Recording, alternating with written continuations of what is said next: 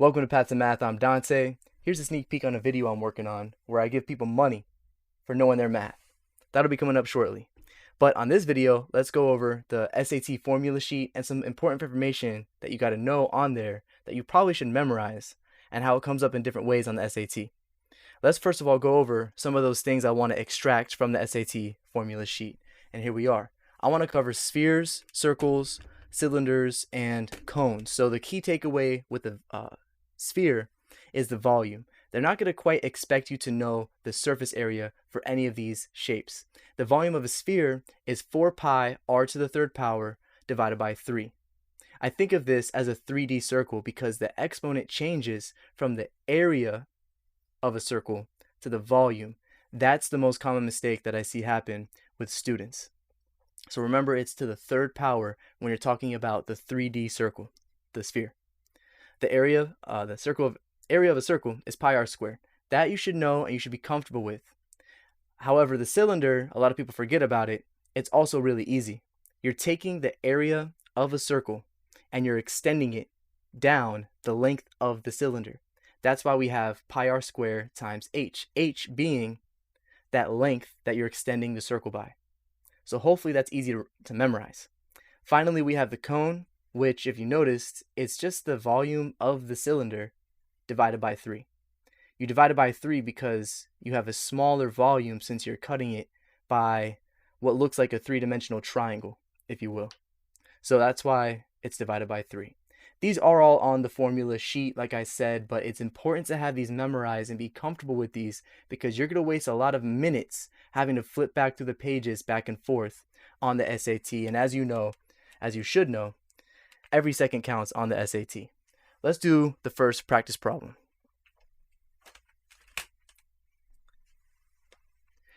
We have to find the height of the cylinder. Well, to figure that out, I have to remember the volume is pi r squared h. They gave us the volume. We know that V equals 99 pi. And in order to solve for h, and they gave us r is 3, we have to plug in the variables that we know, but we also have to set it up equal to each other. You see, don't neglect that letter V. They actually gave us that letter V. A lot of people get stuck on this.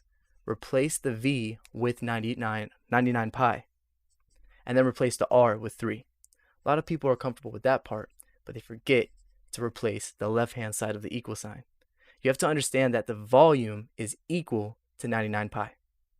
Okay, we could cancel out the pi's immediately by dividing. Now we have 99 equals 3 squared h. 3 squared is 9. Divide both sides by 9. We find out that h is 11. And we're done. That's it. Any questions, let me know. But that's a great explanation on how to solve this problem because we covered how to set up the equation, which is the hard part. That's where a lot of people make the mistake. Other than that, it is simple algebra. So if you need more algebra practice, I do have plenty of videos on that on my YouTube channel. It'll be down below in the description. Check out those links. This could be done in approximately 25 seconds, 30 seconds. The average time you have on the SAT per question is about 1.5 minutes. So that would help boost your average, is being able to do a problem like this very quickly. I know it looks intimidating. I did that on purpose. It's a big word problem, and they use a lot of words in it that could confuse you or just simply test your knowledge on math. But it's relatively easy. Let's move on to the next question. Quite the problem here. They gave us the area of a circle, but they want us to find the volume of a sphere. So right off the bat, I'm going to write V equals 4 pi r to the third over 3, because my end goal is finding that. That should always be your first task with any word problem, is finding out what the question's asking for. Now, the only information we need to find the volume of this sphere is the letter R. 4 is a constant, pi is a button on your calculator, or in a lot of cases, you could leave pi within your answer. That's for the multiple choice options. They typically ask you to leave pi in the answer. So everything else is constants. The only thing we need to find is R. And how do we find that? Well, they gave us other information. The area of the circle that's being rotated is 25 pi. So I could write 25 pi equals pi r squared. Okay, pi r squared represents the area of a circle. If I solve for this, I'd be finding r. The question is that the same radius? Is the radius of the circle the same radius as the sphere? It is, because when you rotate a circle 360 degrees, did the radius change? Did you shrink the circle?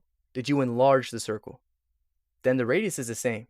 If I take a sphere and I slide it left and right, up and down, or if I take a circle, for example, if I take a circle and I rotate it, it's the same situation. The size doesn't change. So the radius would be the same. This is great news for us. I'm going to solve for r for the circle. Divide by pi. And then I'm going to take the square root, because the pi's cancel. Now we get r equals 5. Again, this is great news to us. All we have to do is plug it in to the formula for the volume.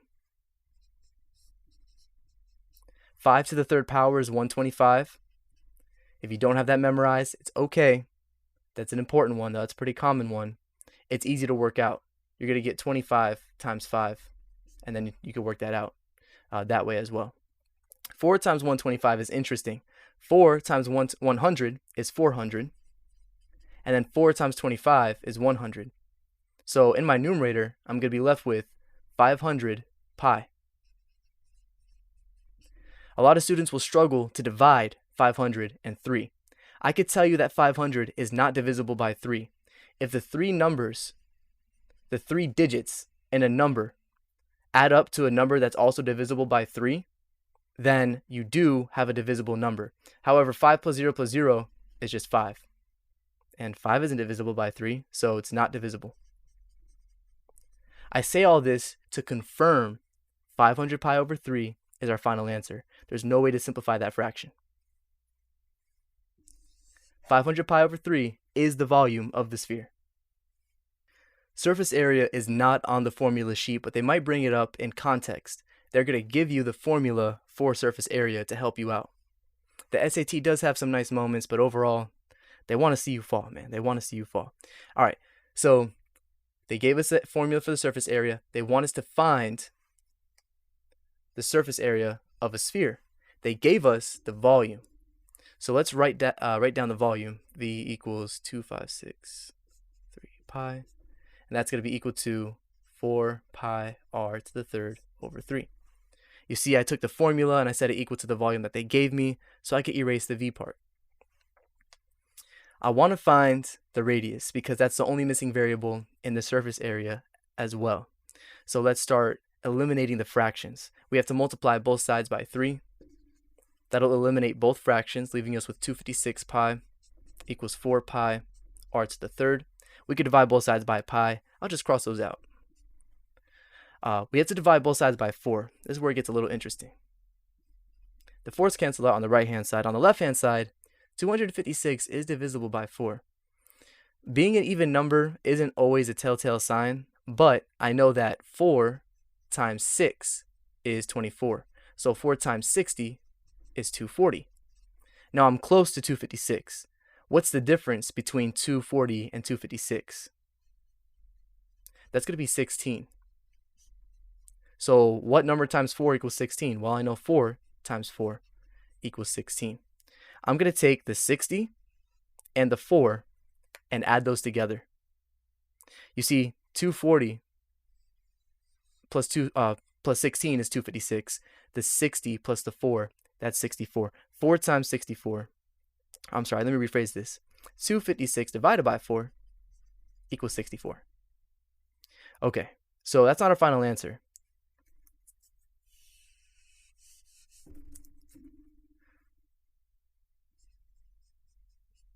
We found out that 64 pi is equal to r to the third power. We have to take the cubed root of both sides. With a little trial and error, you can find that out. 2 times 2 times 2 is 8. 3 times 3 times 3 is 27. And then 4 times 4 times 4 is 64. So r equals 4. Let's highlight the question.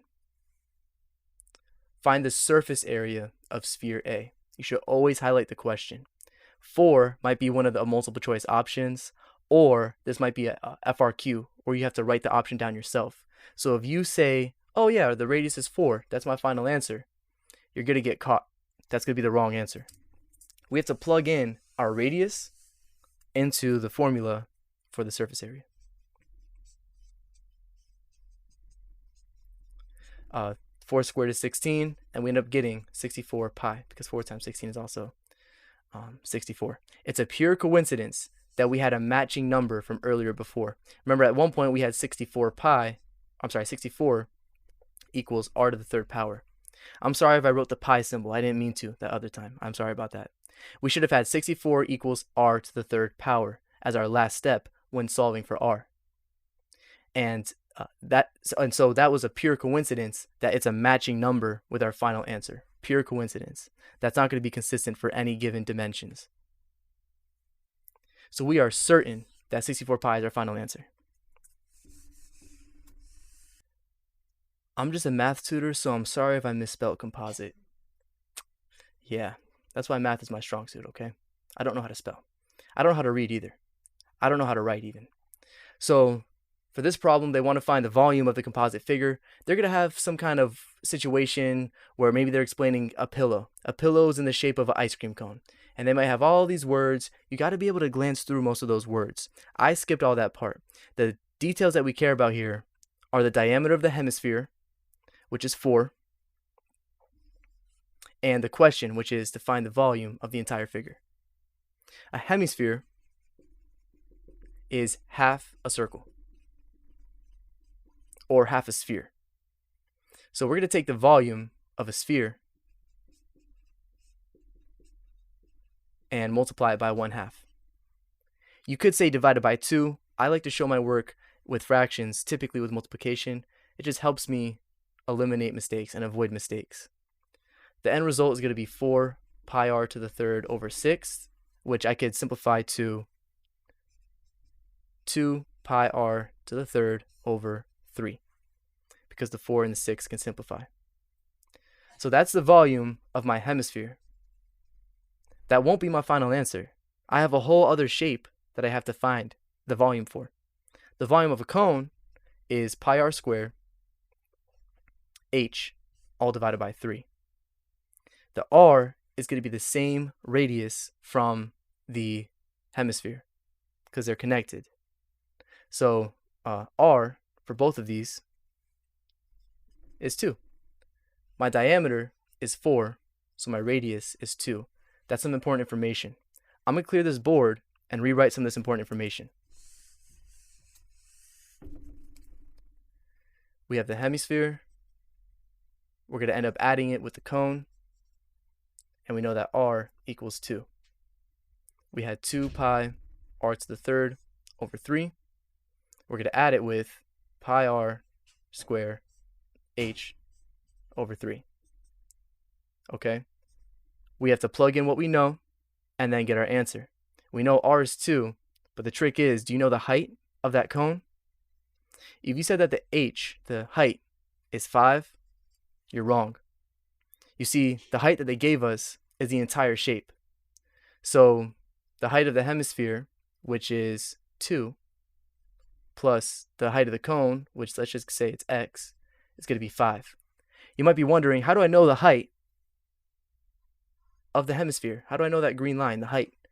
Well, it's a hemisphere, so the radius, it reaches out in the same direction at the surface.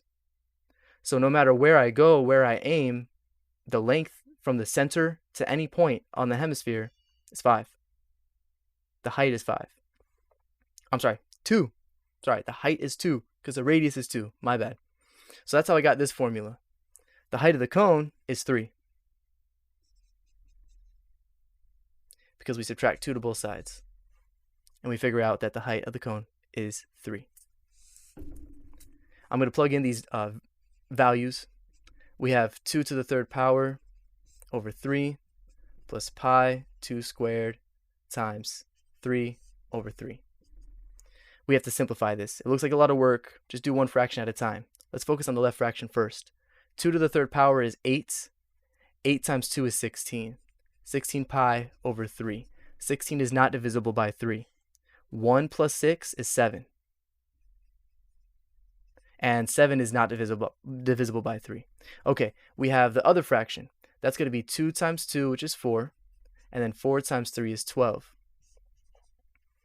A lot of people would have canceled the denominator, but I'm going to keep it like that because I want to be able to combine these fractions. And you need a matching denominator in order to do so. You see, I keep the fractions, I keep the denominators as they are, and then I add straight across. So we have 28 over 3 times pi.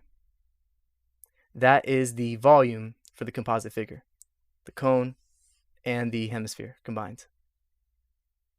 28 is not divisible by 3. 2 plus 8 is 10. All right. Thank you guys. I appreciate your time. I appreciate your support. I hope this really helped you out. I'll do a part 2 next time on other formulas that are on the formula sheet. And any questions, let me know in the comments below. Feel free to suggest content in the comments below. I have other content as well where I interview people on the street, giving them money for the math knowledge, for the math questions that they get right. Feel free to check those out too for some more fun content. Good luck on your studies, and thank you. Have a great day.